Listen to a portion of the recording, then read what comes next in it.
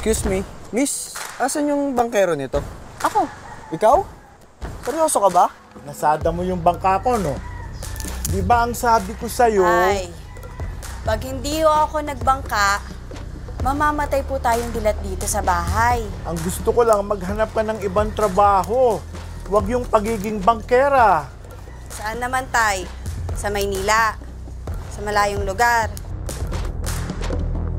Ba't hindi mo sinama mga kaibigan mo? Kaya girlfriend mo, para masaya. Wala akong girlfriend. Eh, ikaw, may boyfriend ka na ba? Wala. Eh, sa ganda mong yan, bulag siguro mga binata dito sa inyo.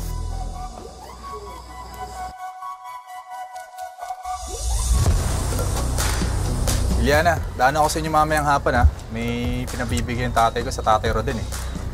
Ano bang ayaw mo kay Gabo? Pareho kaming salat sa buhay. May mga magulang pa na inaalagaan. Sana lang kami pupulutin kung kaming dalawa pang magkakatuluyan.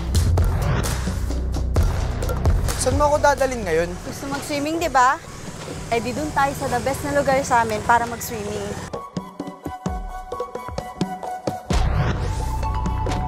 Ayaw mo bang tuparin mga pangarap mo, Liana? May mundo pa sa labas ng ilog mo. Gustuin ko man.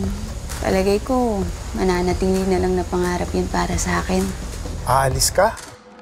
Kapal na mukha mong hayop ka! Si Levi ang gusto ko at hindi ikaw!